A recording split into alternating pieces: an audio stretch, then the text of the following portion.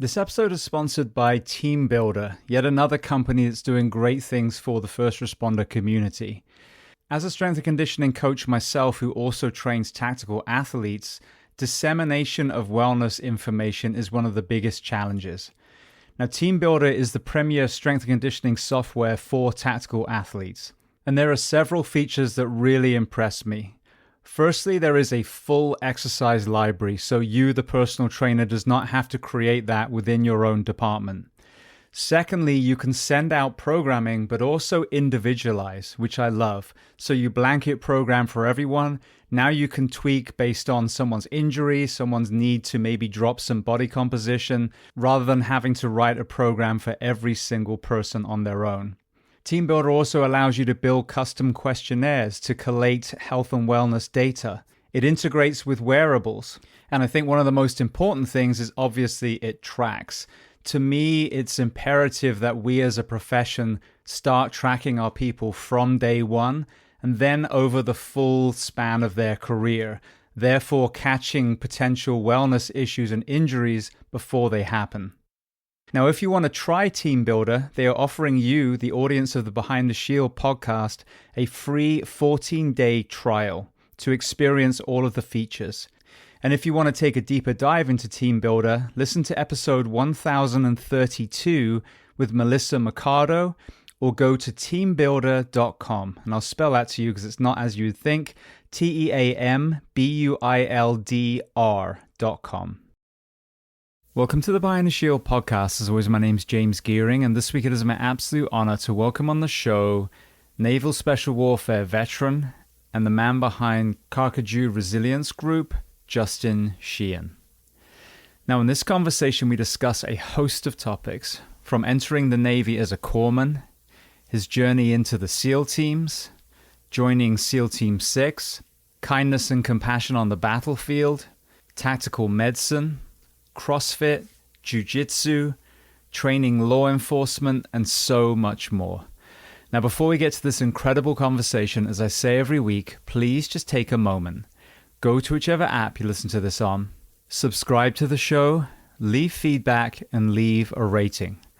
Every single 5-star rating truly does elevate this podcast, therefore making it easier for others to find. And this is a free library of over 1,100 episodes now. So all I ask in return is that you help share these incredible men and women's stories so I can get them to every single person on planet Earth who needs to hear them. So with that being said, I introduce to you Justin Sheehan. Enjoy.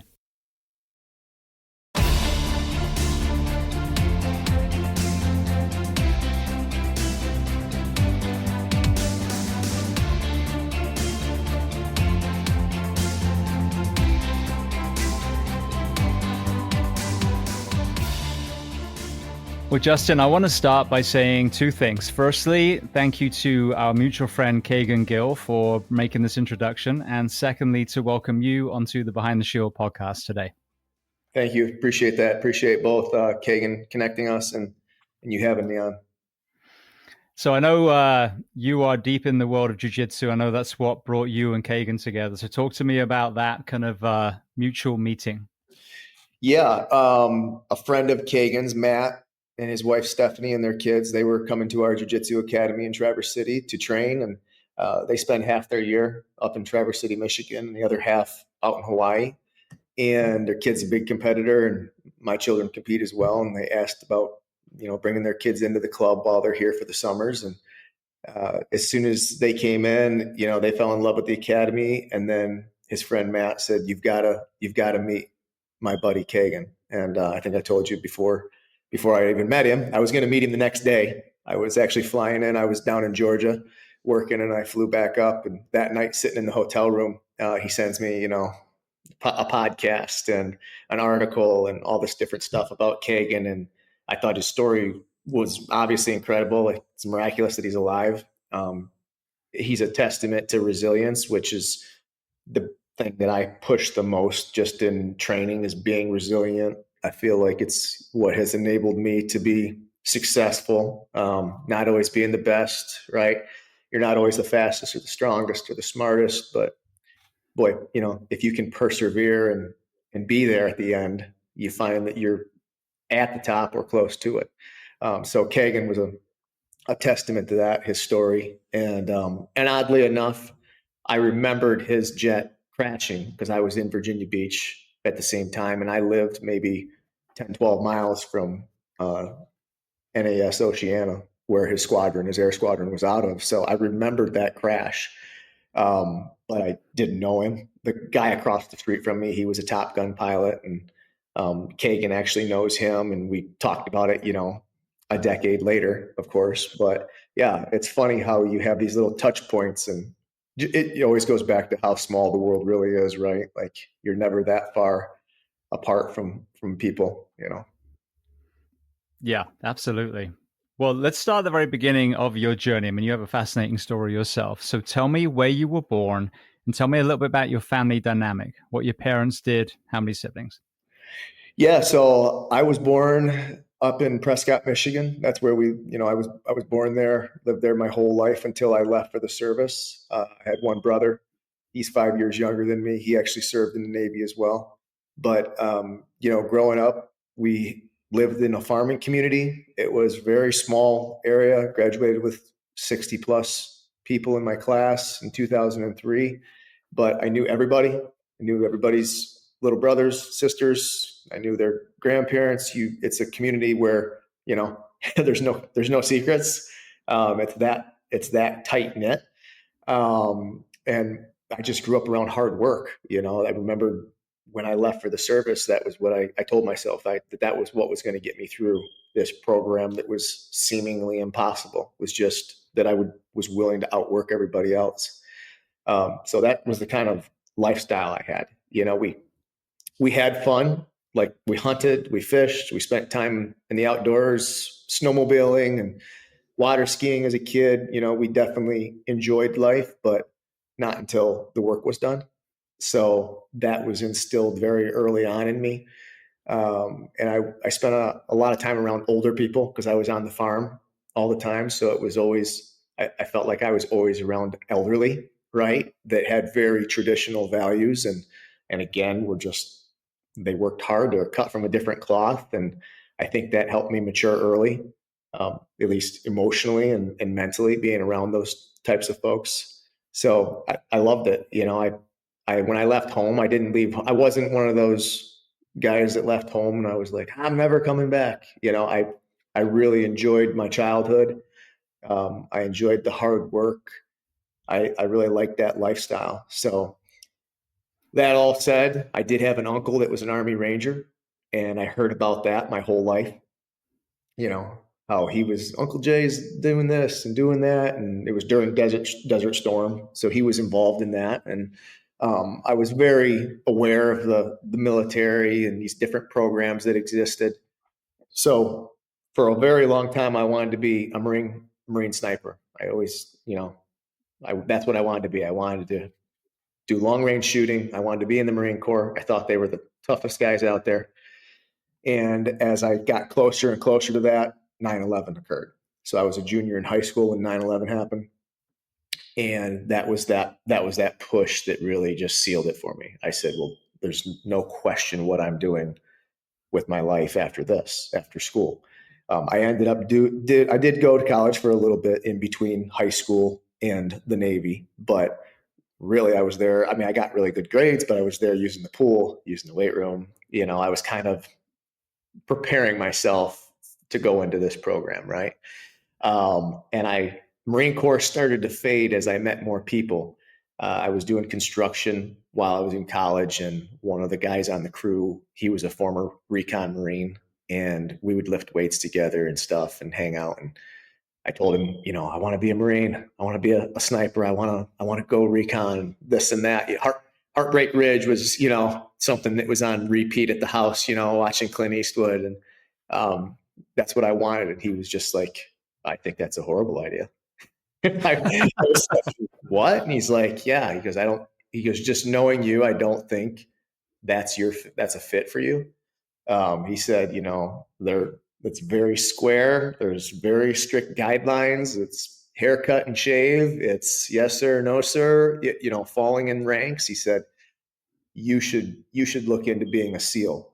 Well, I didn't even know what a SEAL was at that point. Like, they didn't have the popularity, you know, the notoriety that we have now. Now it's, you hear about it whether you want to or not. Well, when I was a kid, there was just books available. So, but I respected this guy. His name was Bob Ruth, and I respected him. And I said, all right, I'll dig into it. And I did. And then I fell in love, right? Like, you start reading, you know, these books from the Vietnam era and these guys, and even, you know, Dick Marcinko was an embellisher, but he could captivate an audience, you know what I mean? And that became my new goal, was getting into the SEAL teams. So I went through a few semesters of college. I enlisted. You know, I just showed up at the recruiting office one day. I was working and going to college. I had my barn clothes on.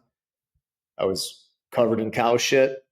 And I came in there and I was like, hey, I want to be a Navy SEAL. I'm not big. I'm 5'7". I was 150 pounds. And the recruiter just basically told me that I'd never make it.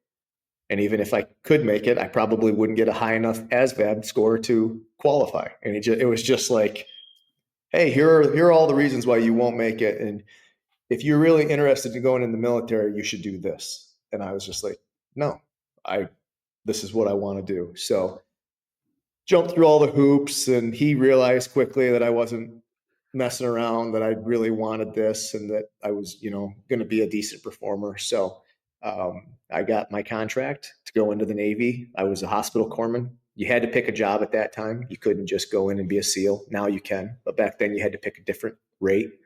I picked hospital corpsman because I knew that if I washed out of buds, I could go fight with the Marines. So I was always thinking like, hey, you know, if this fails, I need to still somehow ensure that I get to where I want to be, which is on the front line, you know, serving my country. So I did that. I went to Corps school. I screened while I was there and passed all the screenings to get into buds. And I just waited for my orders. And then eventually orders popped, and I went out to California, got out there, and, you know, met all these new obstacles and much different way of life, you know, growing up in northern Michigan in this farming community. And now I'm on the ocean, never stepped foot in the ocean. That was the first time, right? Like, I've been in the Great Lakes, which I always told people, oh, it's just like the Great Lakes. Well, it's really not. Don't have rip currents and 12-foot waves. And sharks. Sharks. Yeah. But yeah, I did well. I got through buds and went to SQT, and we do our dream sheet. You put in where you want to be, where you want to go. And most guys, it doesn't matter what you put in. It's the needs of the Navy. Even at that tier, it's still needs of the Navy. So you think that you're getting to pick, but you really aren't. But I did get the team that I wanted. I put all East Coast teams. I put 2, 4, and 8 down, and I got team 2. So that was great. I did that so I could be closer to home and things that I knew a little bit better, you know, vice the ocean and the beach. East Coast has got some green, and, you know, even though we were on the ocean, it felt more like home, and I missed that. So I went to SEAL Team 2. I did 2 deployments there, and then I screened for development group and got picked up. And I went through Green Team in 2013, and I did my last 4 years over at development group. So it was a great ride. After that, I came home and went back to college, finished that out, saw that through.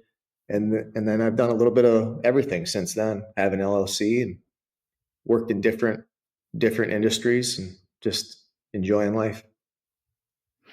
Well, I'm going to take you all the way back to the beginning of your story. So firstly, what about profession as far as your parents? Were they actually both involved in the farm itself? Yeah, they were. My dad actually, the year I was born, he joined a mining company. So he started mining.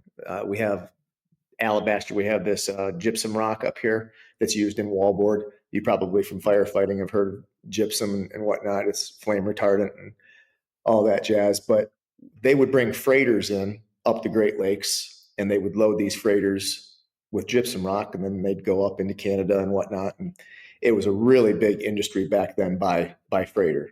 It has transitioned over to truck and train now mostly, but my dad took that job when I was same year I was born. So he's been there ever since. So he's been there 40 years now. But my mom continued to farm, and they were farmers before that. My mom grew up on a family farm when she was young, and they moved up to, where I was born, and she met my dad, and she continued to farm while I was a kid. And, it was unique in the fact that the folks that I considered family, they weren't really family. The farm that my mom worked on, it was the Erickson family farm. And they told my mom and dad before I was even born, hey, when you have kids, we would like these kids to call us grandma and grandpa. And we want to be there, for each other. Like, we feel that way about you guys. So I grew up on this farm, this family farm that is not really family. Right? It just by kind of an adoptive measure, but I loved it there. That community and those people, they really taught me a lot. They were, anytime I messed up, I asked myself what they would think about it, how they would feel. It provided that sounding board that I needed. So yeah, my mom continued to farm, and my dad continued to pitch in here and there and work on farms and stuff. They love it. They love farming, and they love being outdoors and just everything that comes along with it. But yeah, they did it pretty much their entire lives. And then my mom ended up working at the school system as a cook later on in life, but they still have a little tiny farm at the house that they do stuff and keep their garden going and pumpkins. And they've had beef cattle over the years and a pig that they raise for slaughter and stuff like that. So yeah, they were definitely farmers and miners, I would say, is the core skill set that they had. I grew up on a farm as well, but mine kind of butted up against where the rest of the town was. So we weren't like really out in the middle of nowhere. But my dad was a veterinary surgeon. So we had a small animal practice in town, and then he was an equine specialist. So we had horses on the farm and sheep and, ducks and geese and all the things. And it's interesting looking back how that served me well in the fire service, whether it was just dealing with misery in the English winters, when you were either working, bailing, or I guess we wouldn't be bailing in them, but the summers of bailing and the winters and the spring, the cold with the lambing and all these things, that kind of most kids didn't get to experience, good or bad. And then, the communal dining table, like I said, our farmhouse would have everyone from extended royal family to gypsies, and some homeless people came through. My parents helped out when they kind of wandered up on the drive. And so it really was an eclectic, group of men and women. And there was a lot of people that we called auntie or uncle that, again, weren't actually blood relatives. So I can see how that factored into areas that I seem to do well in the fire service later. When you reflect back now on that upbringing, how did elements of that serve you well when you started entering the teams? Yeah, you're bringing up old memories, right, of stuff, right? But we had milk cows. Grandma and Grandpa had milk cows until I was probably 8 or 9 years old. Well, naturally, I was milking cows during high school because you milk cows twice a day. Well, if we milk cows at 3, 4 o'clock in the morning, then they need milked again 3, 4 o'clock in the afternoon, right? So, and I hated milking cows, and I remembered that. I hated getting kicked by them, and I grew up around people that didn't believe in, and rightfully so, they didn't believe in abusing the animal or hitting the animal back, right? Like it didn't matter how hard the cow kicked you, you held your composure, right? And you put the milker on, whether it kicked it off 10 times, right? You just went back and put it on an 11th time. But I remember being in the service thinking, I'll never have to milk a cow again, right? And I haven't had to milk a cow since then. And I really don't miss it. It's one of the things. But farm life in general, right, just teaches you, the hottest I've ever been is in a hay mow, right? Bales coming off the elevator, wet hay that was probably didn't dry long enough, right? And it was heavy and wet. Mm-hmm. And they're coming off that elevator faster than you can catch them.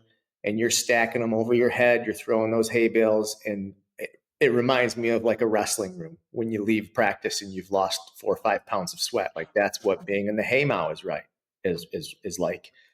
And I did love that part of the job, right? Because I liked that hard work. I liked leaving there feeling just absolutely spent. And when I got to Buds, I compared a lot of things to that. Later in life, I compared CrossFit to that. I hated CrossFit for a long time. And then I realized this is just like how I grew up, like carrying milk buckets, carrying hay bales, right? Like grinding it out. A farm never sleeps. So when I got to Buds, and you're up all the time and you're constantly working, and it's one evolution to the next, and they don't always make sense why you're doing this when you just finished that. Uh, for me, it was an easy transition, I think, because farms don't sleep, right? And even though, I wasn't the one running the farm, and I had the luxury of, going on vacations and stuff like that, it wasn't my farm. I understood all of that. I understood what goes into making a farm operate and work, and how it has, what needs to be done for it to be successful. And I think that really helped me later on in my career, right? And then I noticed along the way there would always be some little problem, and somebody be like, "Well, how can we get this done?" And they thought I was really creative. I wasn't. We just had limited resources growing up and had to make do with what you had. So I would be like, "Oh, well, we could just back that side by side up to here. We could use that plank to get this up there in the bed." And people are like, "Wow, how'd you think of that?" I'm like, "We have to solve 100 problems like this a day back home on a farm." Especially that era where technology hadn't really taken off yet and that kind of thing. So, yeah. Absolutely. I heard you on a podcast. I wish I could remember what it was called, but it was one you did very recently, I think. And you talked about that sense of patriotism that you see in small town America. And this is an observation I've made.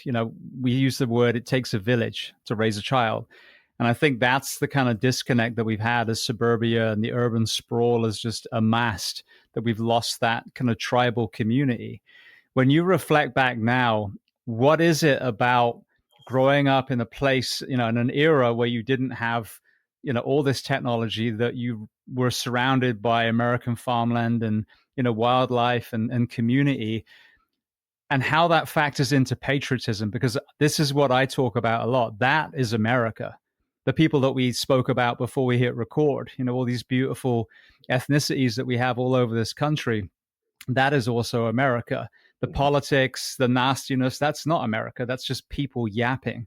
So what is it about your upbringing, and towns that are similar all over the country, that forges such patriotism rather than nationalism?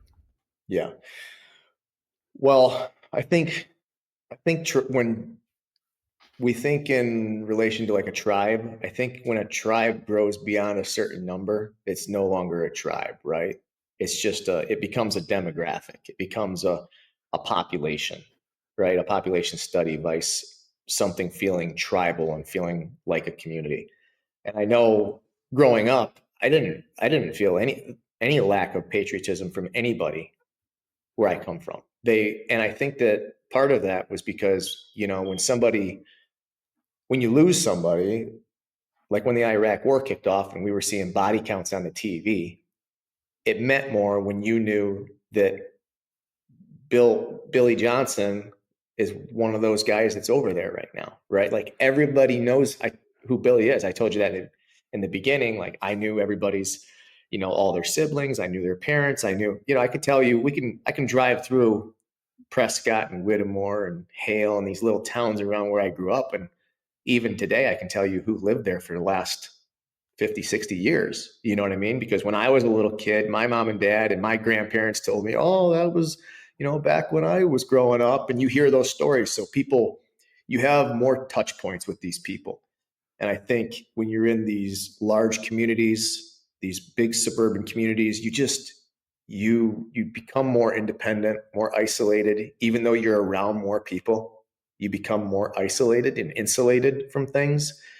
And you just know the kid down the hall in the apartment is gone, right? And then somebody's like, "Oh, yeah, he went into the military," or, "Oh, he became this," and you're like, "Oh, that's cool," but you don't really know them, right? But these communities, you know these kids, and I think that that keeps that patriotism there. And I think that folks coming back and just speaking to that is important too, and how important it is, because you can get lost as a kid and not realize how special it is, for sure. But yeah, I think just the size and scalability of a community, right? Like it gets too big and it outgrows its values in a way. And that's where we have to be careful as a country, outgrowing our values, right? And that's probably a problem. I know it's a problem I can't solve, but I think that's where we need to get back to, right? Not outgrowing our values as a country, what we stand for, not violating those things. It's hard with technology, right? Like you and I didn't have cell phones as kids, and it was a blessing. I got my first cell phone when I was in the Navy at 21 years old, and I'm so grateful that was the first phone I had. We had dial-up internet when I turned 17, we got dial-up internet, and it was pretty much useless out in the middle of nowhere. So I didn't spend any time on the computer, and it didn't hinder me down the road. I feel like we're part of that last generation, that last group, that subset of the population that didn't grow up with all these distractions and all this propaganda, hate, just everything that comes with technology. I'm jumping ahead because we haven't even got into your military career yet, but just from a kind of philosophical lens for a moment, when you look at our medical system, or disease care system, with better description, with it being a profit-based system, you have to wonder where are the checks and balances as far as forging health in this country. If people are making a lot of money from ill health, then how do we, really push health? Because there's no money in healthy people. And there's someone pointed out recently there is money in the preventative care and CrossFit and all these other things, but from a drug company point of view, there's no money in healthy people or dead people, but in the middle, there's a lot of money. Now take that same philosophy and put it in war. There are times in our history where obviously, hands down, we had to go and fight. I think World War II is always a good example of that. But there are other times where, when people reflect after, for example, 20 years, there's some questions of, why were we there and were the things that we were told correct? And so what do we learn from that? And so my question is, where are the checks and balances when we have all these corporations that make a huge amount of money when our young men and women are out there fighting to stop wars unless absolutely necessary? Yeah, well, the healthcare piece is funny. We talked about that too, because I was a medic and I became a combat medic in the SEAL teams. That was one of my collateral duties. When I got out of the Navy, I thought naturally I should go back into medicine. So I did. I finished my degree in allied health. I got my bachelor's at GVSU, and then I applied for medical school. And you sign a lot of statements saying you're not going to talk about the interview process and what it takes to get accepted. But all I'll say is that interview process was about politics, right? It was not about differential diagnosis. It wasn't it had nothing to do with mental health. The issues that they wanted to talk about in that interview process were, just like you said, making a profit, right? Turning a profit. It was about racial divides in the country. It was about agendas and narratives, popular agendas and narratives that are being, debated and discussed. And it just wasn't about healthcare. And I thought that's what it was going to be about. Because in the military, if you're a combat medic, there's no incentive to save your teammate's life other than saving your teammate's life. You don't get a bonus for it. You don't prescribe medications and then get a kickback at the end of the year, right? You do these things because it's your teammate, and that's your duty to your teammates, right? And then if you extrapolate that out to the military, and just big military and entering new conflicts and wars, yeah, I think they use the military machine to generate money. I think we saw that, right, with the Industrial Revolution. We saw how, we upped production of machinery, weapons, vehicles, the clothing industry, like everything benefits from money wise in a war. So then you ask yourself, well, what are we doing over there then? Right? Or is that what we're doing? We're stimulating an economy? Are we, you don't ask those questions after something like 9/11. You just, I know that I didn't. And, how do I sleep at night? I say, well, there's a lot of bad people in the world. Ridding the world of bad people is never a bad thing. They, if they're causing harm, I mean, if you go to the Middle East, it's no secret that they behead women and children overseas, and they don't want them educated. We work very hard for women's rights here in America. So I do think there's a little bit of world policing that has to happen that falls on our shoulders, right? As a superpower with values that we don't outgrow, right? But yeah, to what degree we involve ourselves, that's a really tricky question. You start to wonder whose pockets are being lined with certain conflicts, Yeah, I think this is just, having heard, I mean, I've had 1,100 plus conversations now, a lot of whom were veterans.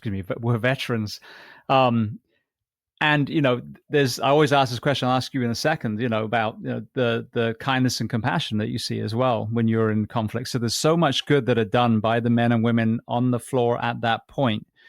But, there's also this kind of guilt and shame and all these, the withdrawal, for example, all the allies that were left behind, and their families were slaughtered. And so the decisions of some of these people to send our, boys and girls, not their boys and girls, our boys and girls overseas to fight, it should happen if it's absolutely needed. But I mean, I think now I hope there's an awakening happening nationally where, again, as we talked before we hit record, that kind of middle ground where people go, yeah, it's not black and white. It's not, we'll never, ever go to war. But at the same time, where is that line? Where is that line for diplomacy? And where is that line where we go all in with our military? You're asking me where I think that line is? No. It was more metaphorical. Yeah. I need latitude. Lines of latitude, please. Yeah. It's very tough. I think you have to weigh the problems, right? Like, I guess that's what I do. You weigh your own problems in your own household. I have to this week I have to get A, B, and C accomplished. I have to prioritize those things. And then I'm also getting static from over here where this person's asking me for that. And you have to say no to somebody. You have to, because you don't have enough time and resources for everybody and everything. Right. And I feel like there's probably more recently been a lot of times where we have pretty significant problems internal to the United States: homeless, crime. We touched on it, our healthcare system. Like, we've got so many things that need revamped. And that, I think that's where people also get upset, is that they know that we have these things that need to be overhauled and fixed and solved here in the inside of the United States. And then we're overseas and we're sticking our noses in other places. And it's not all bad. I mean, a lot of the things that we're doing outside of the United States, out of our country lines, is good. But the question is, how do we solve things here when we're putting so many resources towards this? Why are we doing that? And those questions come up, and we just haven't been getting good answers as to why we're doing that, right? Like, I don't think anybody would disagree that bin Laden needed to go away, right? Like, nobody's going to argue that, and they shouldn't. And that goes with, Saddam, letting that regime go. There was no harm there, right? Like, that was a very violent, very sadistical regime. But you start looking at the length, the duration of time that we spend there, and the turnovers, and, giving the the local populace the capabilities to defend themselves. And yeah, that's where it gets convoluted, right? And then I think people start making some money, and then they start, maybe we linger, maybe we do this, maybe it's strategic posturing for other things that down the road would make money. It's beyond my wherewithal, to be honest with you. But there seems to be a common denominator that when we do spend too much time in a country, you have these people that were so pleased to see you year 1 and 2 that then there's that feeling of an occupation and things seem to shift then. I've heard a lot of your community, Green Berets, and some other people talking about, especially specifically to Afghanistan, and this is, completely unrelated. They're not talking to each other, but there's a feeling that if the special operations, special forces communities had gone in, been able to enact, removing certain targets, like you said, shutting down training camps, and then coming out again, that would have been a leaner, more efficient way of some of these conflicts. Being, so involved in that particular community, what is your perspective of, empowering teams like yours to go in more surgically rather than putting big army in over and over again? Yeah, well, I agree with that. And I think that's one, those are the guys that actually, they volunteer for those programs, right? Like special operations programs are volunteer programs. So when you go in and you become a 68 whiskey, a medic in the Army, right? You know what your left and right flanks are. It's in black and white. But just like me, I went in and I became a corpsman. Then I said, I want to try out to be a SEAL, right? And you take on a little bit more autonomy, a little bit more responsibility. You get to you get to make what you want of your career. And those guys, they enlisted, especially during a time of war, to go to war and to fight those wars and be on the front line. And this probably dives into our mental health, where we're putting a lot of people on the front line that didn't want to be on the front line. They wanted to serve their country, but they weren't necessarily prepared or equipped to be on the front line. So I think, one, special operations is a better tool for that type of thing. Two, the guys that are in special operations, that's actually the role they want, right? So you clean up some of the mental health issues in our U.S. military by putting the people in roles in places they belong, right? It's like driving the school bus. You know what I mean? Like, you put kids in the right seats in the school bus, right? You don't put bad kids in the back of the bus where there's no oversight. You know what I mean? You don't put one kid that gets picked on all the time. You don't put him with the bully. You put kids in the right seat in the bus so that there's some cohesion and you can get places efficiently and effectively, right? And be productive. The military needs to be run similarly. We need to put the right people in the right roles. And then that goes to how our special operations being utilized. Well, I was packing a war bag and a suit on deployments because I didn't know if I was going to go to an embassy or if I was going to be going on target. Now, luckily, I wasn't going to an embassy, but we had to prepare for that, right? Because now the world wants, especially if you're a SEAL Team 6 operator, they want you in every corner of the world. They want a tier 1 operator in every theater, every corner of the world, in every room, right? So they can say, okay, we have a guy to do that, right? And you're not being properly employed. We should be on the front line doing, targeting objectives, right? We should be towing the mark. And so I think that's a little bit of it, is that we're overemployed because we're overemployed, overutilized in roles that we don't even belong in. For one, I shouldn't be in an embassy, anybody like me necessarily at that pay grade, talking about strategy and tactics and politics, right? I mean, I should be out there on the ground. So they're using some of their resources inappropriately, in my opinion. I touched on the question before, but I'll kind of circle around to it now. You talked about some of the horrors that obviously are happening in certain areas. One area I think also gets very little airtime when it comes to our very kind of left or right leaning media is kindness. And I've heard so many stories of kindness and compassion, whether it's by the indigenous people themselves towards their own people or our soldiers, or whether it's our people towards them. When you reflect back now in your entire career, what are moments of kindness and compassion that really stand out? Yeah, I think for me, we ran a sick call medic in Afghanistan. So we didn't have to run a sick call medic, but we did. And those were, at least in my opinion, those were moments of compassion, right? Like we were there to create white space, push Taliban out of Taliban held areas. And you could use a sick call clinic for many different things, right? Like you could get information from folks, you could have hours of operation just to have people come in and tell you what's going on in the village or in the valley, right?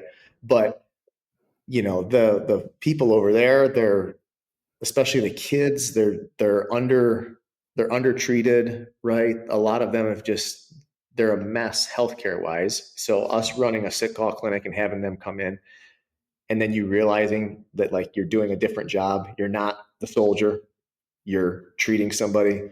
I saw that a lot just across the entire theater, not just our clinic, our tent. It wasn't a clinic, it was a tent for all purposes, right? A little Indiana Jones tent.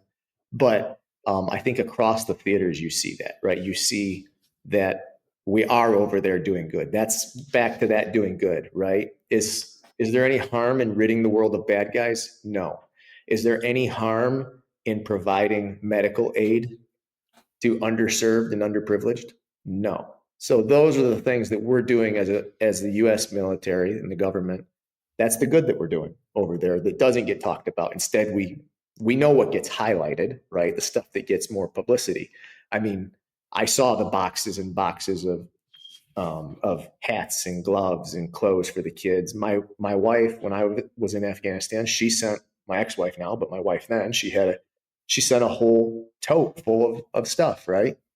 And now they were all kids' clothes. And I'll admit, the next day I saw adults wearing kids' clothes, right? Because that's how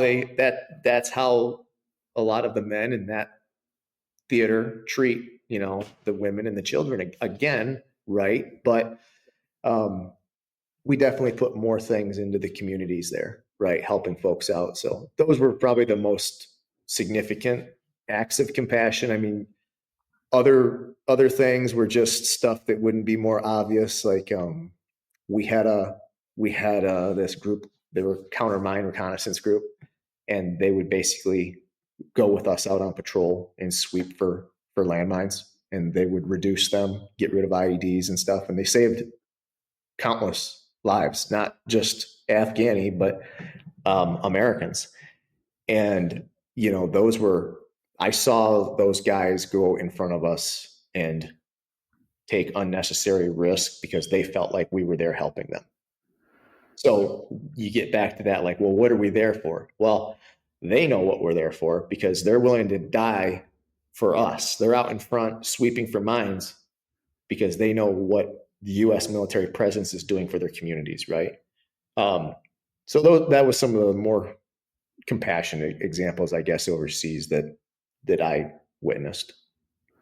Beautiful. Yeah, you hear over and over again that shared humanity, when they're sitting down and whatever nation, and they're inviting the soldiers in for food and tea. And it's just, they watch the kids playing football and the dad's fixing the car. And then there's this kind of like, oh, this could be, back home. This could be, Florida or, wherever. Flipping it around on the other side for a moment, because you were targeting specific people and obviously getting a lot of intelligence as far as background so you could plan removing the individual. Did you, over this pretty, story career that you have, see any common denominators as to how these people from different backgrounds became this same kind of, evil human being? Yeah, I think a lot of it is just fear mongering. I think that part of it is that it's propaganda. It's it's blind faith, right? Not being allowed to question anything. And then the other piece is just that they're not as I don't want to say civilized, but they're not as advanced as us. Like I remember landing in the valley in Afghanistan, and they had an oxen out there with a plow hook to it, and they were breaking ground with animals. And I was like, holy cow. Like I wrote back home and I said, you got to tell Grandpa that they're breaking ground with animals in old plows hooked to these animals out here. It blew my mind that that's where they were at, because I grew up farming, right? I mean, we're talking about, I saw milk parlors where, 30 cattle come in at a time. You got 15 on both sides, and your automatic takeoffs on milkers and John Deere equipment that costs, $500,000. We have such a leg up in terms of just like our technology and money and access to things that they don't have there. So that limits them. Their ideology limits them, and then just their culture in general, right? And when you're that far behind, I think it takes a long time to break those norms, right? Absolutely. You just made me think of something else as well. I'll compare it to God, what was I forget the documentary. It was one of I think it was the John Gotti case. And you saw how the different kind of letter agencies and the local law enforcement in New York, there was a lot of kind of issues with ego, and these organizations weren't communicating with each other, and it was at the detriment. It took longer and longer to catch him. And then when you look at some of the documentaries on, Bin Laden and 9/11, some of these other areas, there are also elements of that.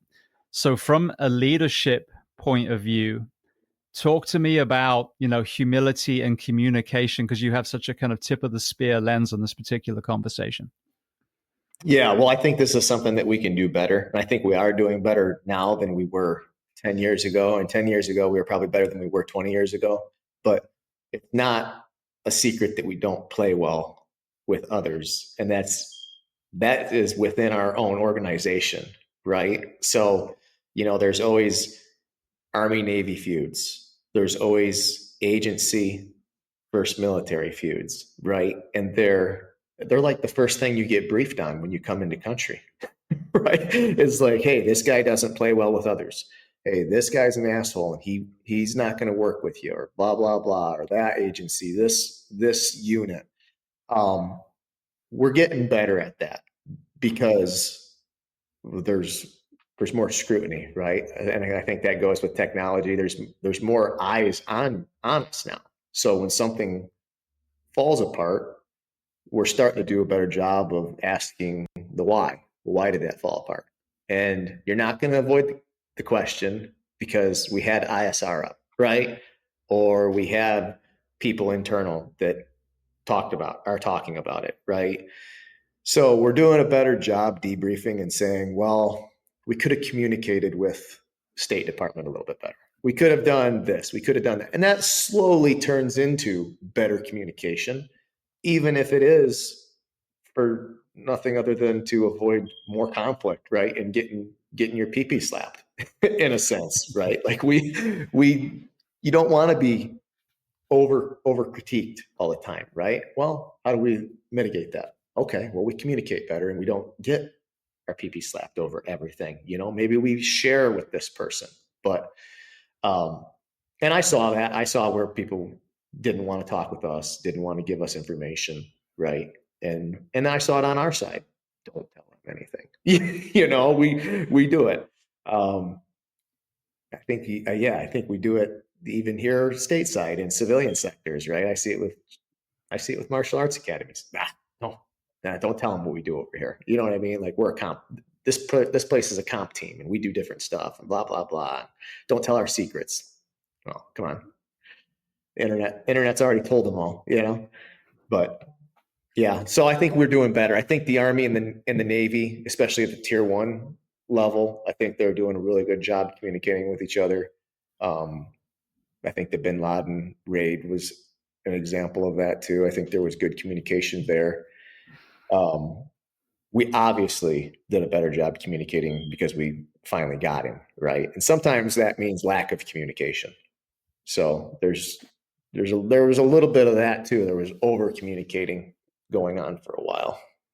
which ends up being lies and leaks and everything else.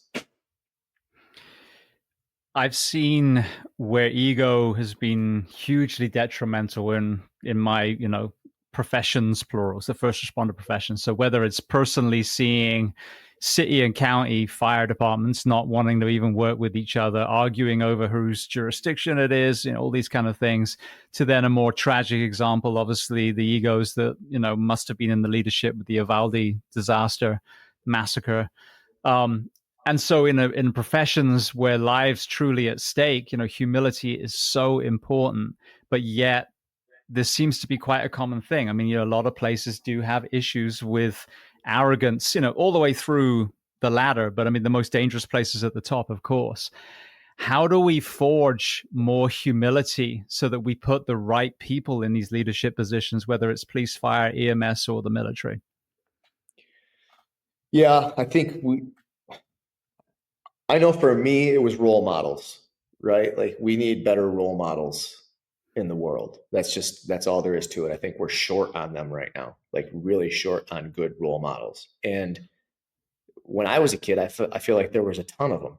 I mean, I had role models at home. I had role models in this extended family that I looked up to. In pop culture, I had role models. There were kids at school that I looked up to that were older than me that had achieved things and just to me represented what I wanted to be. Right. And I think now we're on a world stage just highlighting the wrong people.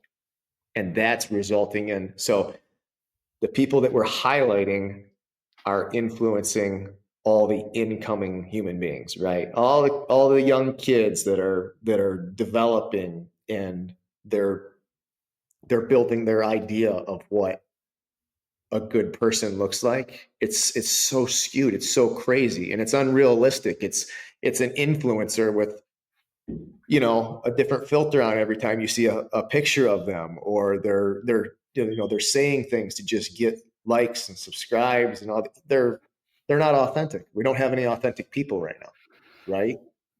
And I think the authentic people we have are looked at as a little extremist, right? Because they're so opinionated, they're so strongly opinionated that you're like, geez, that's an extremist. I don't want to be like that either, right? Because they get so much scrutiny from people.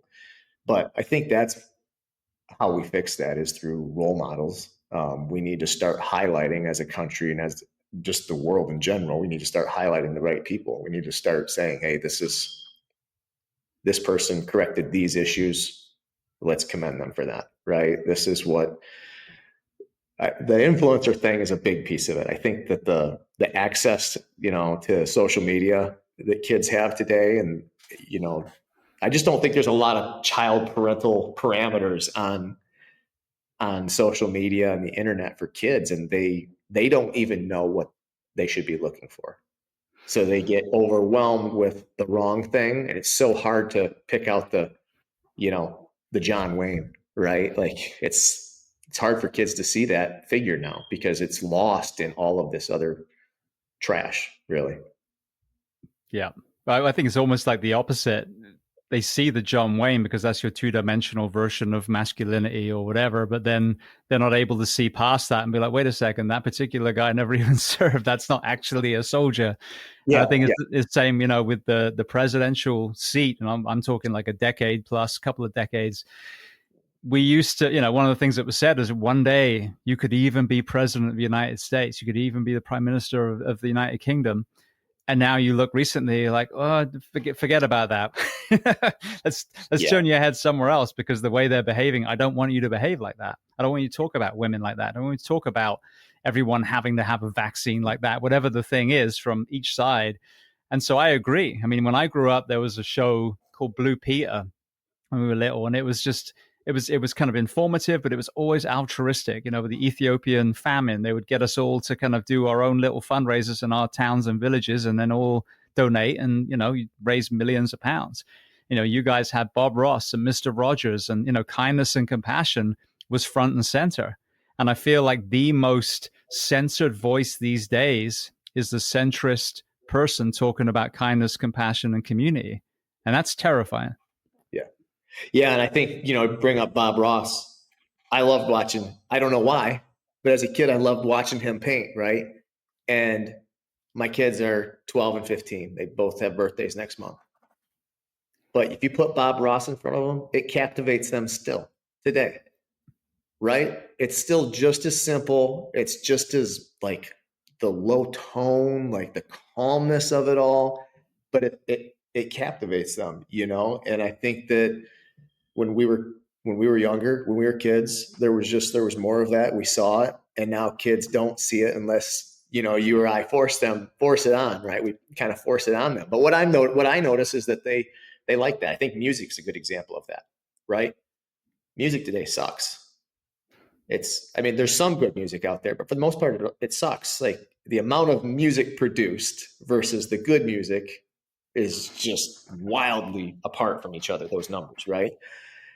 And I think it's cool that my kid's into Nirvana and stuff that moves him. You know what I mean? And I obviously, like, a lot of that music is actually talking about a lot of hardship and raw, brutal things that happen in artists' lives. But we just, musicians don't do that anymore. They don't move kids the same way. So we're back to those role models, right? Like inspiring people. Like, how are our kids going to inspire their grandkids when they're not inspired today? You know what I mean? Like, just like you said, like we used to be told you could be whatever you want. Now nobody wants to even take a job, right? Like they just want to make millions off of sponsorships and ads and on Facebook or Instagram likes and stuff like videos, reels and stuff like that. So we're right back to that,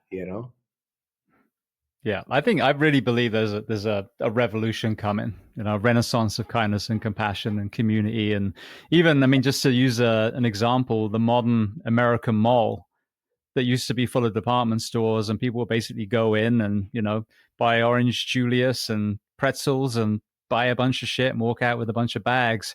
Now you're seeing that model has failed because you can buy shit online now. You can go on Amazon, click a bunch of stuff. Yes, it's a, huge organization, but you can buy your stuff that you don't need to go in a store. And so now these malls, like the one where I live now, they're starting to change, where they're creating spaces for people who actually want to be and communicate with each other, coffee shops and breweries and, artisan shops and that kind of thing. So I really believe that this is like idiocracy, and we're almost there. There's going to be a UFC on the White House lawn. We're almost there. And then there's going to be an explosion. Everyone's minds are going to blow. And then they're going to realize that we're actually, on some reality show somewhere. Yeah.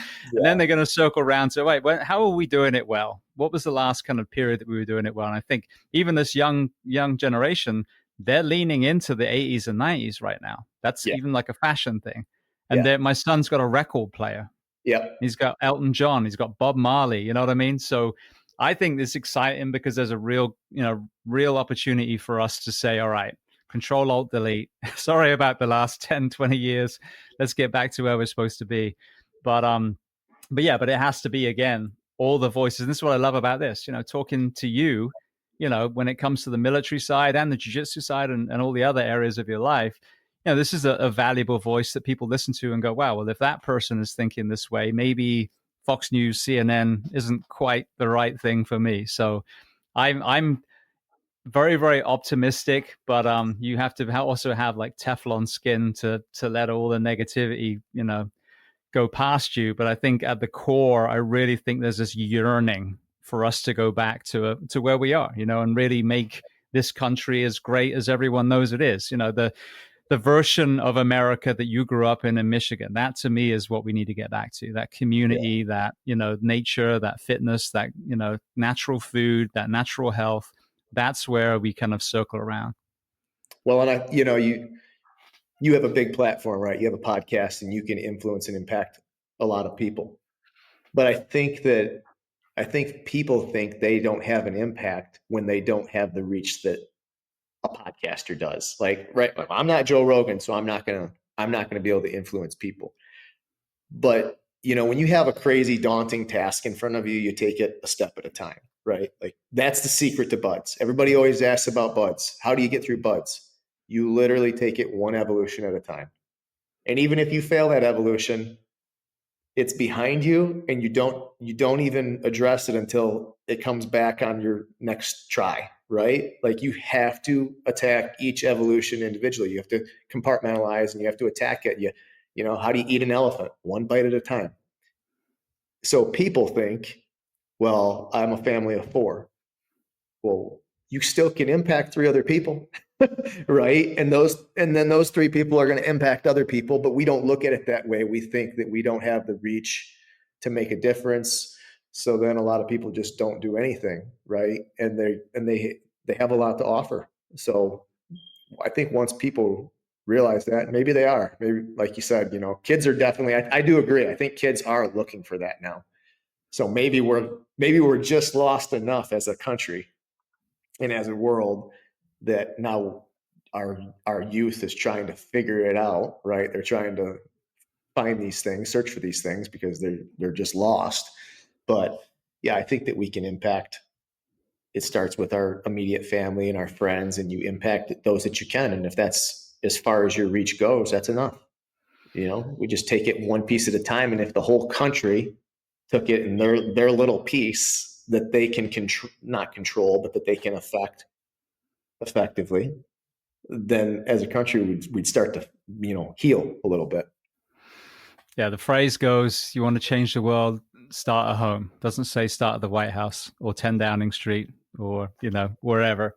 So, yeah, and this is the book I'm turning into a show at the moment. This is exactly what I want to do. Imagine if everyone watched, you know, a show and it gave them hope and it gave them some tools to actually work on themselves first. Yep. And then, as you said, include their partner and their children, and then walk out their front door and be a mentor in their community, because some children aren't lucky enough to have one or both parents in the household. Then imagine the impact, like you said, times that by, you know, 100 million, the impact that would have on this country. And then imagine if we truly were the poster child for democracy, how that would then spread through osmosis through other countries in a peaceful way rather than a Team America World Police way. Yeah, for sure. Yeah, you affect what you can, you know what I mean? And that changes. I was talking about this with somebody the other day. You know, at times you've got money. You could donate money, right? You could say, oh, I'm going to give money to this organization because they need it. They could use it.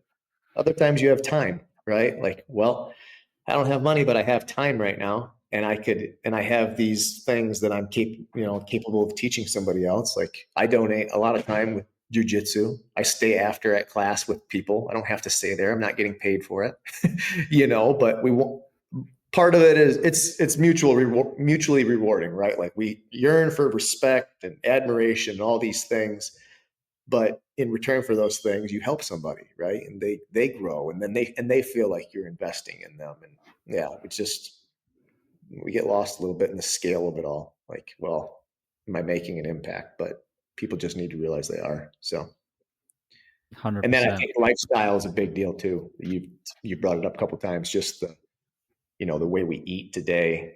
The nutrition, or not the nutrition, but the fitness side of stuff. Like we've kind of gotten a little lost on that. I think that starts with our school systems. I think we need to get PE classes back into the curriculum. You know, kids should be exercising every day. That shouldn't be an option. They should be exercising every day. They'd have more cognitive clarity.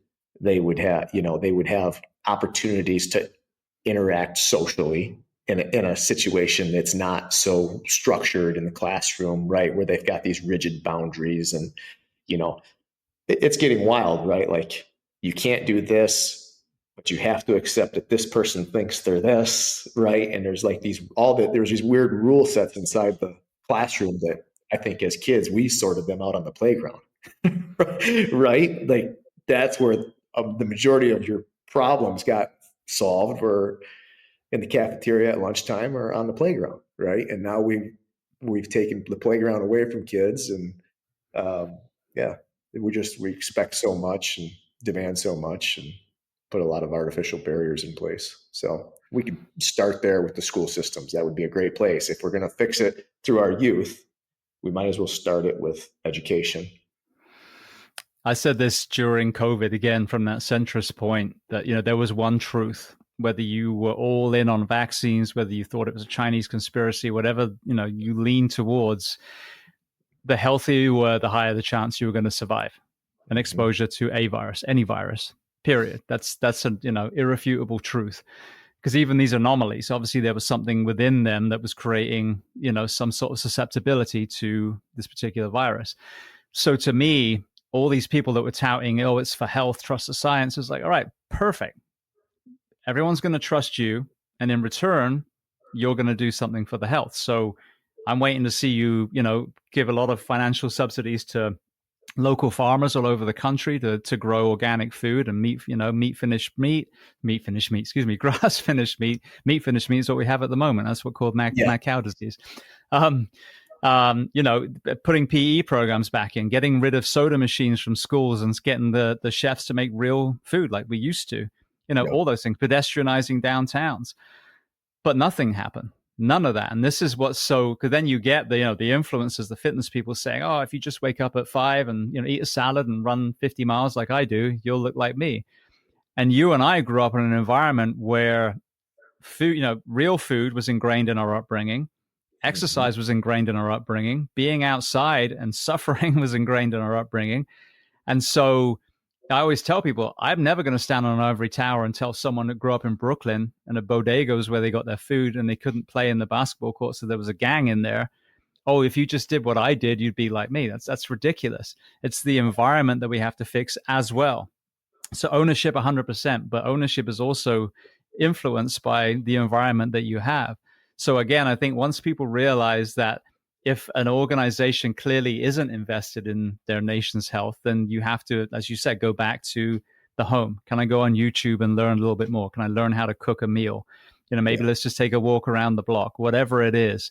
But again, it's those baby steps because, the environment really is setting people up for failure unless you grow up in some rural part and you're on a farm. So I think that needs to be part of the conversation, as you said, identifying where can we improve it. And then if enough voices come together, why don't we use the La Sierra PE model that forged like incredible health? And then the other big thing is bullying.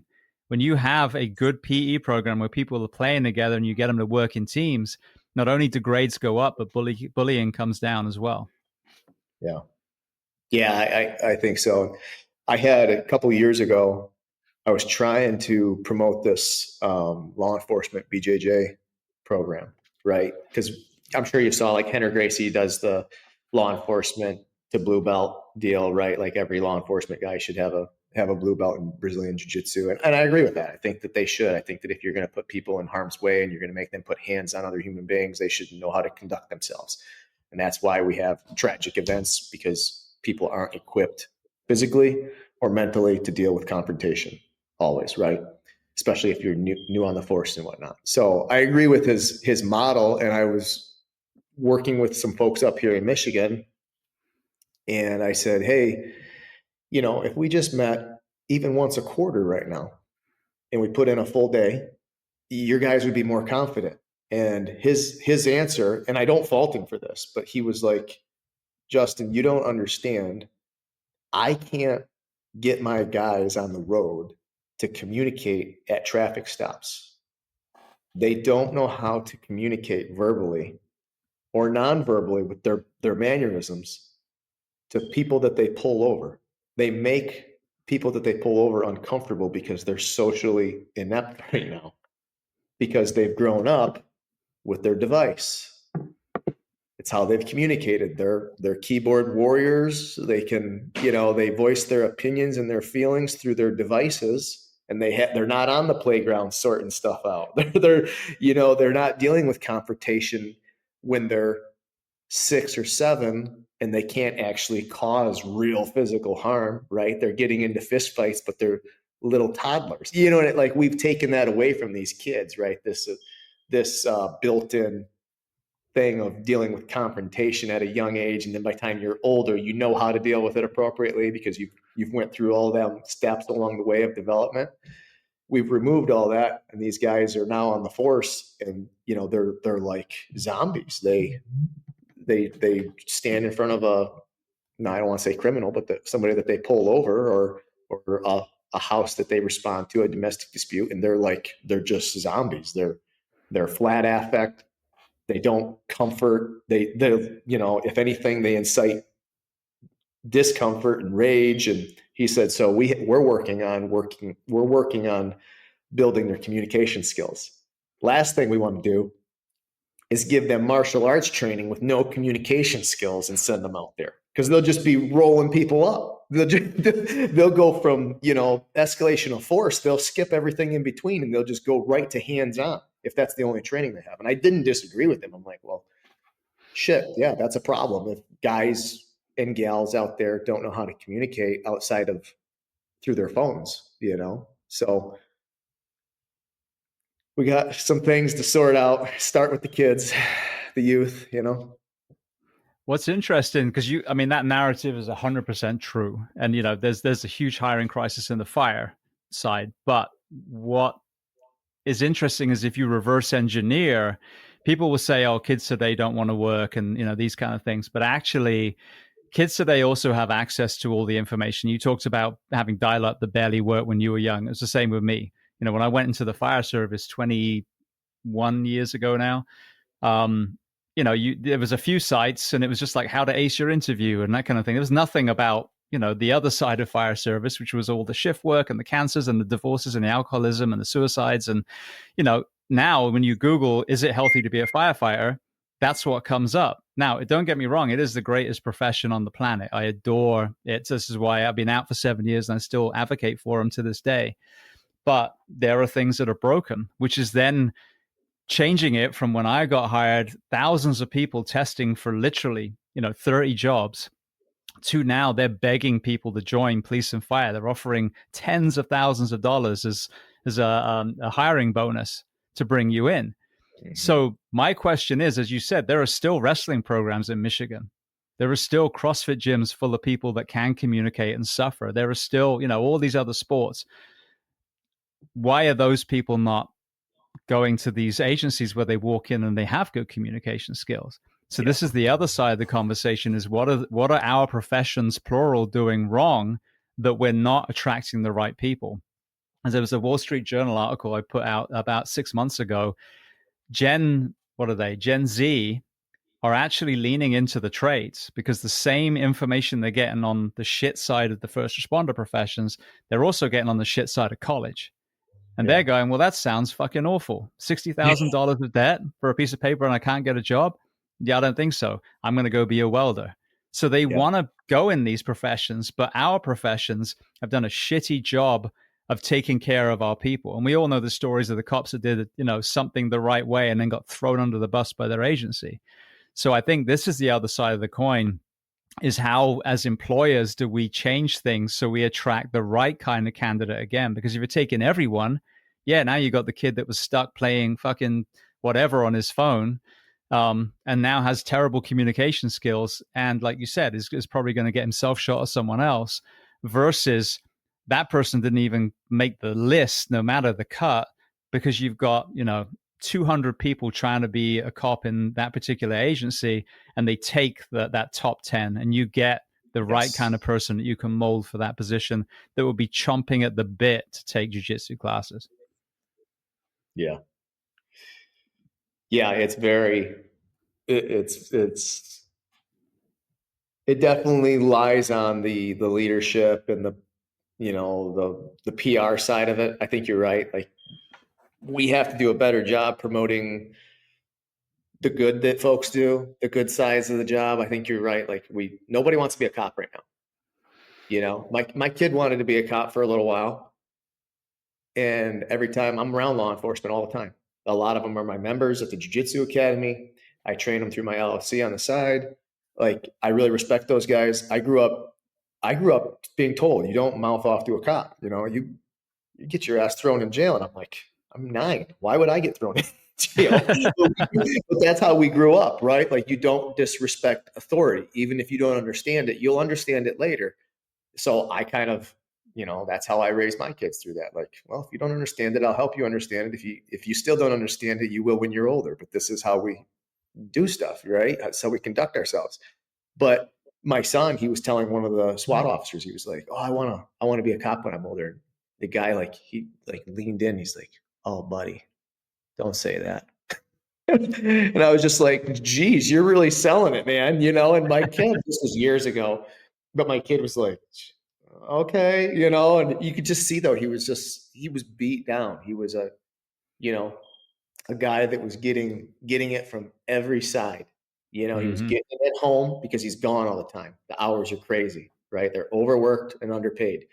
He's getting it at work. He's getting scrutiny from leadership because leadership's getting scrutiny from the state, from the government, all these different from the public, blah, blah, blah. He's getting it from his colleagues because they're unhappy at work, right? And it's just like it's not a good place to be right now.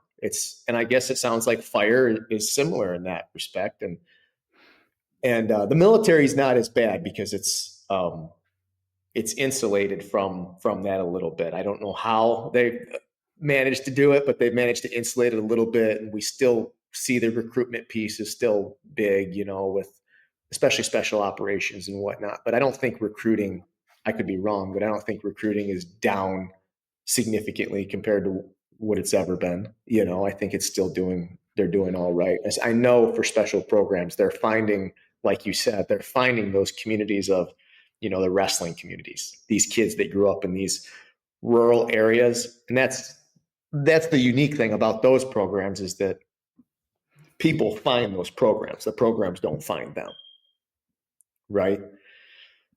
Law enforcement and first responders, I think a lot of times they go out and find their recruits, right? They do that. They put on workshops and they try to bring people in, and there's not a lot of selling points. That they're not highlighting a lot of good stuff right now. So, well, it's interesting when you speak to your community as a whole. When you're talking, for example, about strength and conditioning coaches in your community, they are forging performance. They're trying to get you to, ruck longer and run faster and, carry more weight and all the things because you really are the tip of the spear. But what's really fascinating, certainly early on in this podcast, is when I'm talking about police and fire, a lot of the guys are like, yeah, we hold you guys to the same standard as us. Now, they're not saying that the cop will be able to pass a DEVGRU selection, but what they're saying, and it makes perfect sense, is we are holding the line in this country. And more importantly, we are protecting your families when you're overseas doing what you're doing. yeah.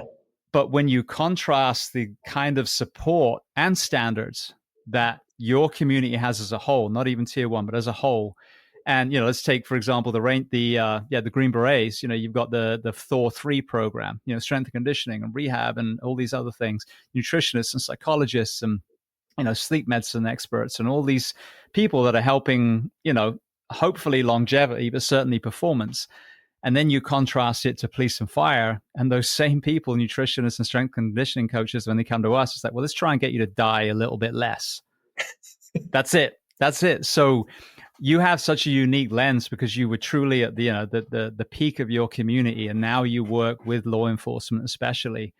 Talk to me about that divide between the tools that you guys were given and the bar that was set for you versus the men and women in uniform that you work with as far as the first responder professions. Yeah. Well, I hear it all the time. I'm teaching tonight at the academy, and I bet there's going to be a handful of cops in there. One I'm really good friends with. And he says it all the time. He's like, we don't have all that cool stuff. We don't have that cool shit that you had, and that's the unfair piece of it, is that he's right. Like, the human performance lab that we had at the command when I left, it was insane. We had contrast baths. We had, I could get a DEXA scan. I could go test my VO2 max, fitness wise. If I was bored of lifting weights, I could go hit the rock wall. I could go to the turf field. There was just, the resources were unlimited, really.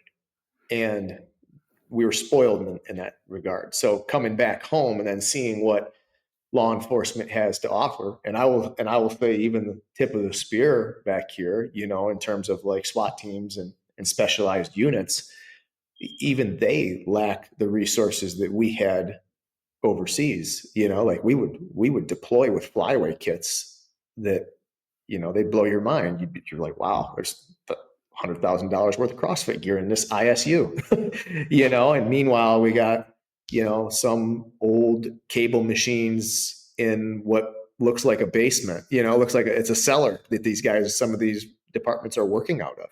I think it's getting better. At least here in Michigan, I've noticed, I've been to a couple of the different facilities. I've been like, damn, you guys have actually got some nice stuff, and you got a mat room and this and that. Is it being used yet? I don't think so, because I think that that's the next piece of it. Is now we've got the equipment, and now you got to have professionals come in and not show you how to use it. That sounds like derogatory or arrogant, but you do need coaches, and that was the other piece that we had. And that is what is unique about SEAL Team 6, the support there. Thousands of people there, and not many of them are SEALs, right? So you're able to, when you need something, you're able to go find the subject matter expert. You're able to go into the loft and deal with a parachute rigger that's got, 20,000 jumps, you know what I mean? And he can tell you anything you need to know. You can go into the physical therapy department and you've got 4 people that are ready to take care of you right now. I can go to therapy every single day. After my shoulder surgery, I said I wanted to be doing push-ups in 30 days. And I was doing it because I got to go in there every single day. I was getting, ultrasound. I was getting ice and hot baths and going back and forth. And, they're scraping, they're just the access to tools and modalities is unlimited. So you get better results out of your guys. It's hard to see it.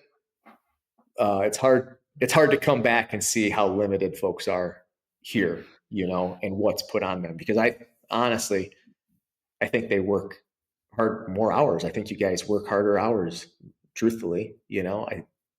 I see these guys in law enforcement, especially. I don't work with a ton of fire up here because it's rural. If it was down in Detroit or Flint, I would see a lot more firefighters. But up here, you have a lot of volunteer firefighters, right? So they have day jobs and whatnot. But in terms of law enforcement, those guys, they grind. They just grind and grind. And that might be a piece of it, is that there's not time for the rehabilitation. There's not time for the preventative measures because they're grinding so hard. So we're back to fixing the recruitment piece, getting more butts in seats. And we forget that 9/11 did that for the military. We've gotten far enough away from 9/11 that we don't realize that the reason the SEAL teams are what they are today, is because of all the books, the movies, the glamour, the glitz, right? So that's why recruiting has remained. And why we still have butts in seats effectively. But law enforcement, I think, hasn't had that. It hasn't been popularized, right? And any of it, you talked about it earlier, like what will solve this problem with values at home? I think tragedy does a lot of times. I think we were slipping if we look back to 1999, Y2K, right? At the end of the 90s, where things were getting a little crazy, right? People were getting a little wild. We had a reset with 9/11 as a country, at least. 9/11 was so horrific and so tragic that it brought the country back together. We're kind of unraveling again. We're getting away again. And if you go back in time, Pearl Harbor, all these events, they kind of did the same thing. They unified us. I hate that it takes tragedy to unify us and correct problems in society, but it almost feels like that's, when you say there's a reckoning coming or something, like I don't know what it is, but yeah, I would agree. It's probably going to take a tragedy of some kind. I honestly thought it was going to be COVID.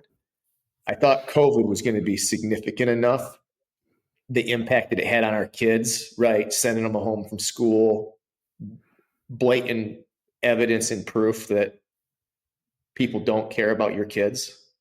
They'll send them home to not be educated, right? Mm-hmm.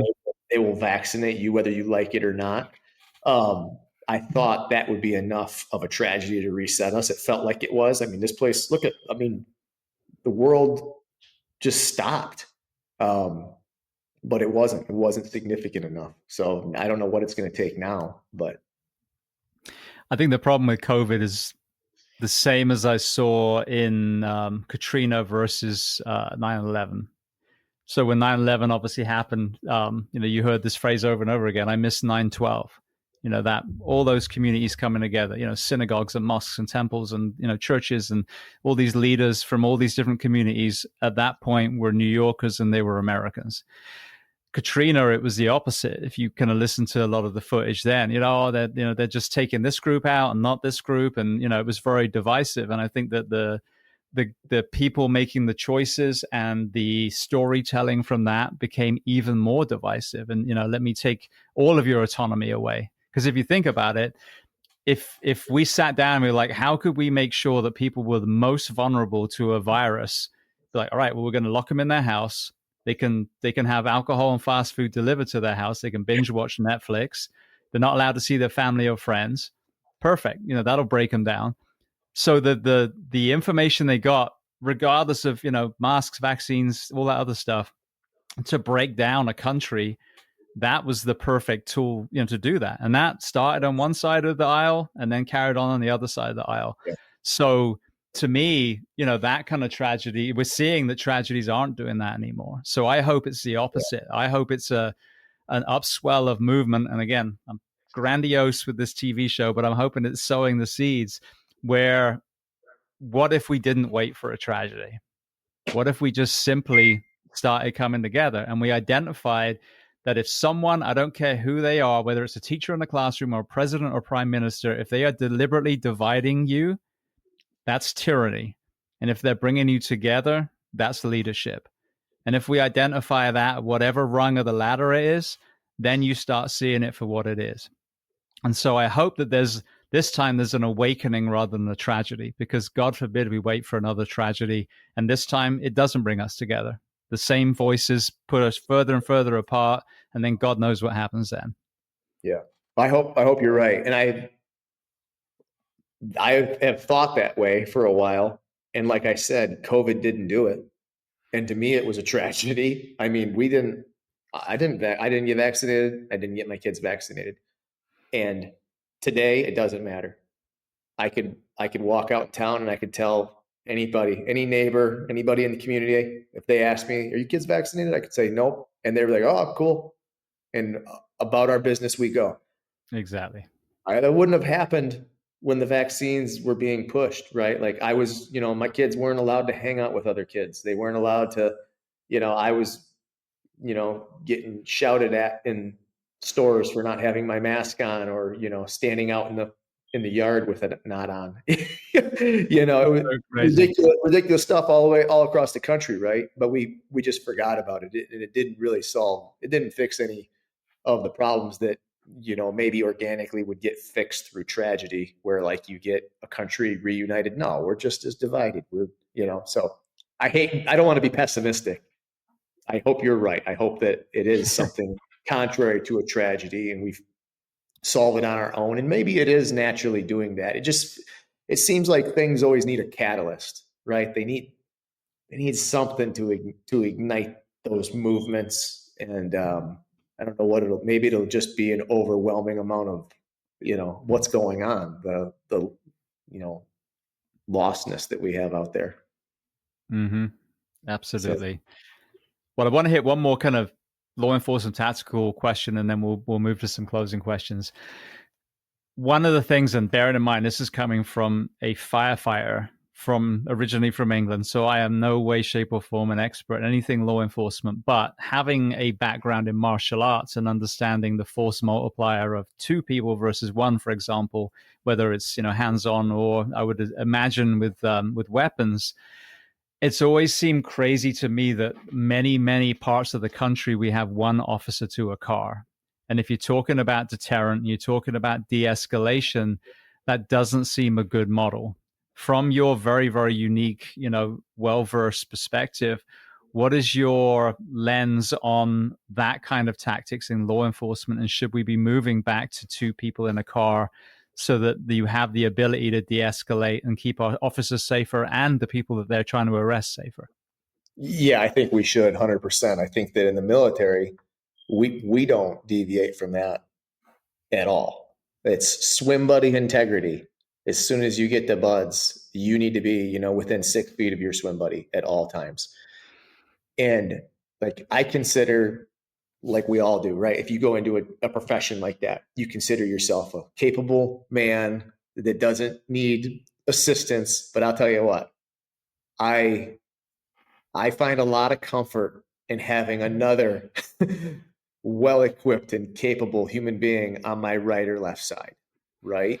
And I think that we as humans, just as a species, like we have to have somebody to as a sounding board to just bounce things off of. So I think in law enforcement, I think it provides clarity, even if it's just brief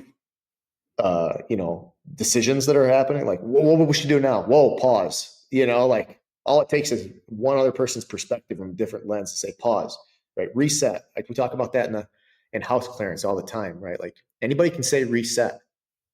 But what happens when you're in there by yourself, right? We don't preach one man room entries. That's a no-no, right? We do them because sometimes you have to and you get spread too thin. But you don't enter a room with less than 2 guys ever.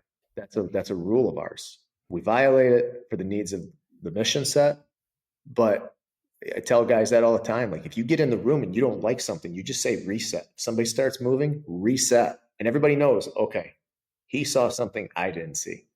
And I think that that's really important with law enforcement as well, to have, 2 sets of eyeballs on these problems, and they're safer. I think you're going to mitigate risk in regards to dealing with suspects and people, as you're responding to these situations. I think you're safer in general. Even if you're road dogs and you're riding around, right? Like 2 people in one car, keeping the other one awake, being on the radio, not missing things. Like I like working in tandem. I think that the military does that correctly. They make sure you have a battle buddy, a swim buddy. You don't go anywhere without them. I mean, you show up alone at Bud's. It's the first thing that gets asked. Where's your swim buddy? You better go fucking find him because you're not supposed to be here without him. We tether ourselves to each other in the ocean and do 2-mile ocean swims. You don't go anywhere without your swim buddy, and it's both a sense of comfort. It's a sense of, you get confidence from it. Like you feel like like you have multiplied because you have, So yeah, I think that law enforcement should go with that. I understand why they can't because of the manning issues that they're presented with. That is the one thing that sucks. And then I think that there's a little bit of that bleed over, I would say, from special operations to specialized units in law enforcement, where, just like I told you, I was packing a war bag and a suit. I think some of our specialized agents are doing the same thing. I think that they're wearing too many hats. They're responsible for serving warrants in the morning, and in the afternoon, they're doing some high profile personnel security detachment, right? They're escorting somebody from the state capitol, around at the Cherry Festival in Traverse City. You know what I mean? And I think I understand that they want their best around these folks, but you're creating a manning issue when you make these guys work that level of hours, and then you just run out of people. You run out of bodies. So if we could fix the manning issue, I think getting back to swim buddy integrity would be a great thing. It's interesting because even on the money side, from my profession, which is interesting, we do buddy systems. Whether you're a paramedic, usually have an EMT or another medic, and in a fire, there's 2 of you searching a house. So one's on the wall, one's searching the room. So there is that in my profession specifically. But when it comes to staffing, and again, the mismanagement and the lack of interest in our professions, now you're filling these holes with overtime. What most cities and counties are going to discover is there's a shitload of money. It's just all downstream because you're wasting it in, overworking and breaking your people. So when you invest at the front end, and whether you have a fourth shift of firefighters or a second person in the car, or maybe a fewer cars on the road. Now, what are those lawsuits of, the against law enforcement for being too rough, for wrong shoot, all these other things? How many millions of dollars could you potentially save by having two officers in a car? Yeah. So I'm not a financial guru at all, but I'm learning this fast, that people want more money. For example, nationally, if we want money to put PE programs and real food in schools, imagine the money you would save if you address the obesity crisis. Yeah. You know what I mean? Trillions of dollars, So it's not about more money. It's like looking at your agency going, where is the money being lost? How can we put that back upstream so that we can prevent losing it downstream? And then over and over again, that seems to be one of, and it sounds simple, but that is one of the financial applications of this. And then when you are able then to add more resources, and now you can put the bar higher, then you have people lining up round the wall again to come work for your agency. And as you said, you choose the people that look for the profession rather than looking for the people for your profession. Yeah. Yeah.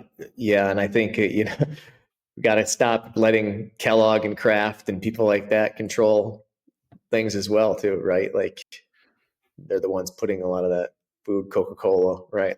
They're putting those things in front of our kids. And I don't know if there's any of that going on with law enforcement, if there's money to be made somewhere, but it just seems like, it seems like that two-man integrity would be a solution to a lot of problems. Just sharing resources, a squad car, right? Like crashing a squad car. I can imagine that a lot of crashes occur because a single driver's tired, right? Swapping out driving shifts and being behind the wheel. Like I would imagine, you'd mitigate a lot of the wasteful spending that we have by sharing resources and having two guys. So yeah, I agree. One other quick side conversation. You mentioned having, young kids yourself still. Talk to me about your perspective on the school violence, school shooting issue that we have at the moment. How, if any, what are some of the proactive initiatives we can do, even, culturally in our community? And then what about the kind of law enforcement, SRO, all those kind of elements when it comes to the reactive, God forbid someone has an incident in their school? Yeah. This is a personal opinion, but I would love to see teachers armed. Not every teacher, not the teachers that don't want to be armed, that don't like guns and feel afraid. I'm not looking for accidental discharges out of faculty members because they hate the idea of guns. I'm talking you go into every school district and you hold a meeting and you say, hey, how many of you in here are willing to go get your concealed carry permit and train regularly and put it on this sheet, this checkoff sheet that you've trained every quarter for the entire year. You know what I mean? One day every quarter to get your concealed carry advanced training or whatever. We're going to do it through the police post. We'll do it through a private person like myself. But that would, if we had folks that were willing to do that, and I know they are, because I live in this community and I know all these teachers, and I could point you in the direction of 10 of them right now that would be more than happy to carry a firearm in school to protect our kids. That's going to be the biggest deterrent. We talk about gun control and, everybody, we get all this scrutiny from other places. Well, when guns go away, people kill people with knives. Like there's bad people are always going to do bad things. Okay. Like we're how many decades into these wars that IEDs have been utilized. Like eventually we're gonna have to deal with that stateside as well. We already are, right? So the problem, the violence and the evil is not going away, but you can deter it from coming to your home. Okay. Like you're probably not gonna, if you knew a school district was armed, the first door you go through, somebody might be holding a gun.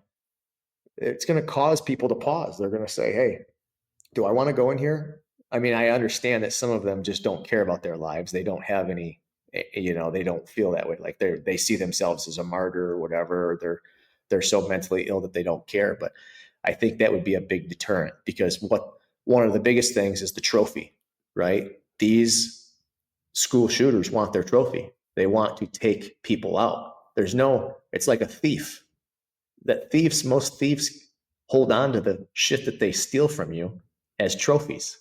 Even if they didn't want it, right? They steal stuff they don't need or want, and they keep it because it's a trophy of what they've done. They're sick in the head. Well, these people that are shooting up schools are sick in the head as well. Their achievement is killing somebody. That's their achievement in a school shooting. Their achievement to them is taking lives.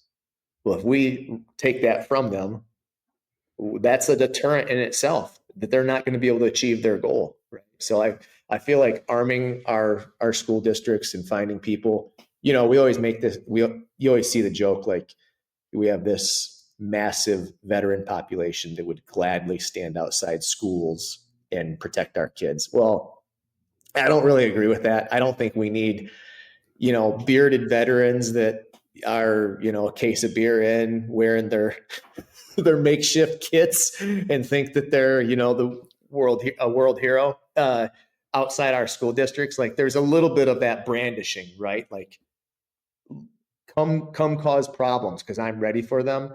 I don't think we should go to that extreme.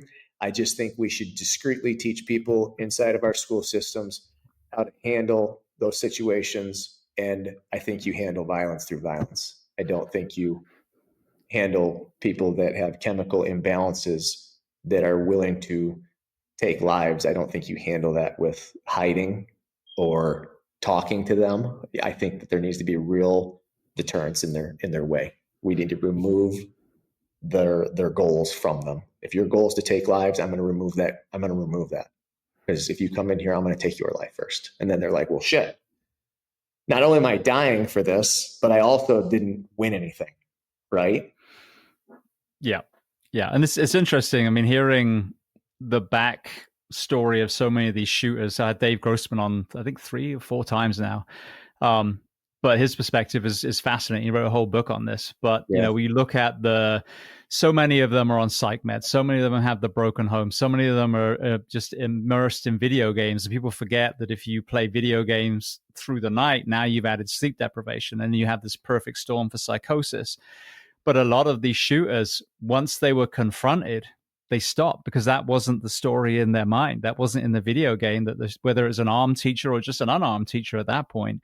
Or a police officer, an SRO. So it does make sense. And I know that some people kind of feel uncomfortable about that, but whether it's an SRO at the front door or knowing that, some teachers also are going to be carrying at this point, it's for the environment. Something has to be done that's extreme. I witnessed a code red with my son, happened to be bringing him back from a doctor's appointment. And they slammed the doors behind me and said, you got to come into this office. We got a code red. And I got to see it from the inside as a first responder who would normally be on the outside. And it's terrifying because these kids are helpless. So, I think it's so important. But then, on the other side, again, this is going to be a much longer term fix, is we didn't used to have school shootings. And we've had guns in this country for hundreds of years. So what are we doing generationally that's causing this kind of psychosis and lone wolf mentality as well? Because it's not just, the school shootings, as you said, it's the domestic terrorists being influenced by ISIS and, Al-Qaeda and all these other, groups too. So it's a double-headed issue. We have to have that reactive point now, but also how can we, and I think this ties into what you said, the kindness, compassion, the positive role models. How can we stop these broken children becoming these psychotic killers? Yeah. Yeah, I mean, and having people that become decisive in action, right? Like you said, it could be an armed teacher or an unarmed teacher. But if a teacher in general stood up and said, I'm not going to stand idly by while you come into my classroom with a gun, God forbid a teacher loses their life. But how many kids would that, if those children survived that, you hate to make him or her the role model, right? But that is a really good role model, right? Like somebody from your community that sacks up, right, and puts themselves between your children and danger, real danger, right? And we've just completely gotten away from that. We would rather tell people to hide. We'd rather tell them to get under their desks and pray that this evil's not going to show its face. And it's just like, no, If we start making people, accountable and tell them, hey, it's on you. You took an oath, right? You came here and you took an oath to take care of these children. Like, people bring their kids to school and they drop them off and they trust you with their lives. They don't just trust you to educate them. They trust you with their lives. And part of that is, if a situation like this arises, you put yourself between them in that situation. And then it's this cycle, right? Of like, wow, I had a teacher when I was a little kid, saved my life. You know what I mean? That's why I want to be a teacher. And that's why I want to be that guy. I want to be the fit PE teacher that stood up to evil. You know what I mean? Because some kid had it when he was a kid. And we don't want a bunch of those examples, but you can see how that would start to impact generations, 100%. All right. Well, then, speaking of that, talk to me about what you're doing now and the training that you offer. Yeah. So I'm an affiliate head over at Sungni Academy in Traverse City. We're a Gustavo Machado affiliate. So I met Gustavo while I was in the SEAL teams. He would come in a couple days a week and train us. We would primarily do jiu-jitsu with him, but he became a friend. And when I got out, I needed to somehow stay connected with a little bit of who I was. I needed my identity. And I think my ex-wife even said it best. She was just like, you're going crazy around here. You got to do something, whether it's shooting or getting back into martial arts or skydiving. She's like, I don't know what it is, but you got to do something, because just lifting weights in the garage isn't enough. So I got back into jiu-jitsu, and I would say that really ignited my passion for not just jiu-jitsu and fighting, but like the human performance in general, and the holistic health. You know what I mean? Like, I'm big on all of that, because just that singular piece of jiu-jitsu really helped me cope with the transition. I felt like I maintained a little bit of my identity. I felt healthier, getting back to it after being out of the game for a year in that transition, leaving the Navy. I immediately felt healthier again. I felt sharper, cognitively speaking. I felt happier. I was releasing those endorphins in a way that you just can't, going in the garage and, putting up your reps and sets and going through the motion and playing on your phone and this and that. It's something that has been very healing for me. And then I've been able to impact others through that. So that's the primary thing that I do, is coach jiu-jitsu. We have the academy over in TC. And then I also, with my LLC, I do a lot of firearms training, with everything from fundamental shooting courses all the way up to close quarters combat for SWAT teams in the state. Do a little bit of traveling for it here and there. I'm big on the training piece. I think that if you're going to carry a firearm, you should train. I'm not one of those people that are just like, everybody should own a gun. You shouldn't own a gun if you don't know how to use a gun. I'm not like that. I don't believe that. Because then you're just a danger to somebody, because bad guy's going to take the gun from you. That's a really simplistic way to look at it, but you're a liability if you don't train and you carry a gun. So I'm a big advocate of that. That's primarily what I do with my LLC. Is I train a lot of police officers. I get a lot of vets that are out and they just want to stay on the gun and train and blow off steam and keep their skills sharp. Some of them compete, do like 3-gun competitions and stuff like that. I prefer teaching the CQC piece, clearing structures and whatnot. That's why I really gravitate towards law enforcement, helping them with that. I think that, the organization I came from gave me so many great tools, right, to utilize, that some of that stuff can bleed over very seamlessly into law enforcement and save lives. So very big on that. And that's pretty much what my LLC focuses on. I did a little bit of like CrossFit coaching and functional health stuff right after I finished up my bachelor's degree. I enjoy that, but that piece, you really have to have a client that they have to invest. They have to be really bought in for that to work, where I can take somebody on the mat and I can immediately show them why putting their hand here results in this, right? You can show them how this mistake is vital. They have to address it. Where people come in, they tell you they want to get in better shape, and you give them the tools, and then they either do it or they don't. And I can't be there at night with them when they're getting into the cookie jar. So I like leaning towards that side of human performance, the tactical side, the martial arts, and the shooting. And then I work for Home Pro Roofing, so we put roofs down through the summer, and I do a little bit of everything. I've pretty much been in sales since 2020. I worked for KUIU, a high-end hunting clothing industry. And then after that, I started doing a little bit of roofing, and I do a little bit of all of it, but my passion is definitely with the jiu-jitsu and the close quarters combat and shooting. Where are the best places to find you online or those websites? Yeah, you can go to Sungmi Academy in Traverse City. I can send that to you so you have that wrote down. But thank you. That's where we have our jiu-jitsu facility. It's in Traverse City, and then you can always just email me at shane1876@gmail.com, and I'll get you set up with personal instruction if that's what you're looking for. We done a lot of different stuff. For a while I did leadership courses. I brought not your traditional leadership. I had a really high level wrestling team in the state. They would come up multi-time state champions, and they would bring their seniors up, and I'd put them on the gun range, and they bring chaperones and sign waivers and go through everything. But at the end of the year, when they would have their banquet, that was always the pictures they had up at the banquet were them up on the range with me training. And I would do little stress courses. We'd put the heavyweight down and put him on an Israeli stretcher, and they'd have to, run with the guy on the Israeli stretcher and put the stretcher together, which if you've ever put an Israeli stretcher together, you know what a pain in the ass that is. So they got to experience a little bit of the heartache that goes with being a combat medic and being under stress and time and whatnot. We do KIMS drills, the old sniper KIMS drills, make them memorize objects and sounds that are happening in the background and stuff like that. So we did some really cool leadership courses with groups like that.